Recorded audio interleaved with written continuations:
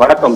அதாவது பாத்தீங்கன்னா தமிழ்நாடு பணியேறி பாதுகாப்பு இயக்கம் சார்பில் இதன் ஒருங்கிணைப்பாளர் பாண்டியன் தலைமையில இன்னைக்கு பாத்தீங்கன்னா ஒரு ஆர்ப்பாட்டம் போராட்டம் நடந்தது. இந்த போராட்டம் பாத்தீங்கன்னா தொடர்ந்து பாத்தீங்கன்னா சட்டமன்றத்துல கல்ல பற்றி கேள்விக்கு சரியான பதில் அளிக்காம அமைச்சர் பொன்முடி போதைப் பொருள் என இழிவாக பேசியதை கண்டித்தும், தொடர்ந்து மூத்த குடிமக்களாக இருக்கக்கூடிய நல்லசாமி அவர்கள் இப்போ போலீசார் வலுக்கட்டாமையா சட்டமன்ற கூட்டத்தில் பேட்டி கொடுக்கும்போது தரத்தரன்னு இழுத்து போனதை கண்டித்தும், தொடர்ந்து பொய் வழக்கு போட்டு கல் பணியாரிகளை பொய் வழக்கு போட்டு சிறையில் அடைப்பதை கண்டித்தும், காவல்துறையை கண்டித்தும் இந்த மாதிரி பல போராட்டங்களை முன்வைத்து இந்த போராட்டங்கள் இன்று நடத்தப்பட்டது. இதுல பாத்தீங்கன்னா பெண்கள் அனைவரும் பாத்தீங்கன்னா கல் உணவு பானம் என்று தெரிவித்து கல்லை குடித்து இந்த நூதன போராட்டத்தில் ஈடுபட்டாங்க.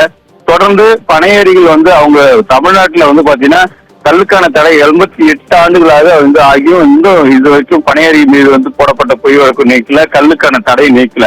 மற்ற மாநிலத்துல பாத்தீங்கன்னா கல்லுக்கான தடையெல்லாம் நீக்கப்பட்டு கல் உணவு பட்டியலில் சேர்க்கப்பட்டுள்ளது.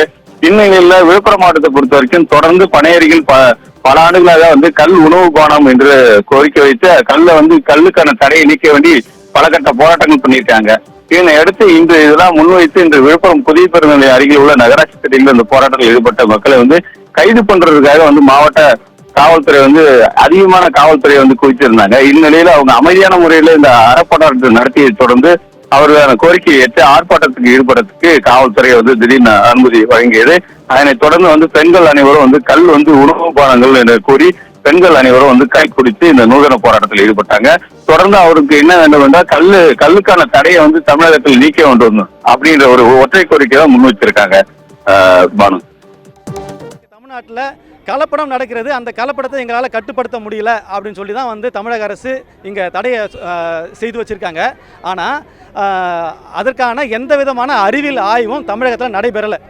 இந்தியா முழுக்க அறிவியல் பூர்வமான ஆய்வு செய்து கல்லை உணவுன்னு சொல்லிட்டு அவங்க பட்டியலிட்டிருக்காங்க, அதை உறுதிப்படுத்தியிருக்காங்க. ஆனால் தமிழகத்தில் மட்டும் கல்லை ஒரு மதுன்னு சொல்லிட்டு எந்த விதமான அறிவியல் ஆய்வின் அடிப்படையிலும் இல்லாமல் வெறும் உள்நோக்கத்தின் அடிப்படையில் கல்லை மது பட்டியலில் சேர்த்து மதுவிலக்கு சட்டத்தில் சேர்த்து அதை தடை பண்ணி வச்சிருக்காங்க. 87 ஆண்டுகளாக கல்லை ஆய்வு பண்ணி முறையாக அதை ஆய்வகத்துக்கு அனுப்பிச்சு அதை ஆய்வு செய்து கல்லில் எந்த விதமான சத்துக்களும் இல்லை, எந்த விதமான மருத்துவ குணங்களும் கிடையாது அப்படின்ட்டு நீங்கள் நிரூபிங்க. அதில் நச்சு பொருட்கள் இருக்குது, கல்லை உடல் ஏற்காது, கல்லை மக்கள் குடிக்கக்கூடாதுன்னு சொல்லி நீங்கள் நிரூபித்து அதுக்கப்புறம் அதுக்கு நீங்கள் தடை பண்ணுங்க, நாங்கள் ஏற்றுக்கிறோம். அதை இப்போ இங்கே இருக்கிற பெண்கள் எல்லாமே கல்லை குடிச்சு தான் இந்த கண்ணன் ஆர்ப்பாட்டத்தை ஆரம்பிச்சிருக்காங்க.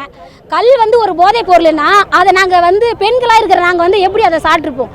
அந்த ஒரு விஷயம் கொஞ்சமாவது நீங்கள் யோசிச்சு பார்த்தா தெரிஞ்சிருக்கும். ஏன்னா போதைப் பொருள் சாப்பிட்ற எந்த ஒரு போதைப் பொருளாக இருந்தாலுமே அது பெண்கள் வேண்டாம், அதை செய்யாதீங்க, அதை போகாதீங்கன்னு சொல்லி கண்டிக்கிற பெண்கள் இன்னைக்கு கல்ல உணவாக சாப்பிட்றாங்கன்னா அப்போ அது எந்த அளவுக்கு உடம்புக்கு ஊட்டச்சத்து மிகுந்த பானது உங்களுக்கு நல்லாவே தெரியும். இப்போ அதனால வேண்டிதான் இதை சாப்பிட்றாங்க. அதுக்கு கல் விடுதலை வேணுறதுக்காக தான் இந்த அறப்போராட்டமும் நடந்திருக்கு.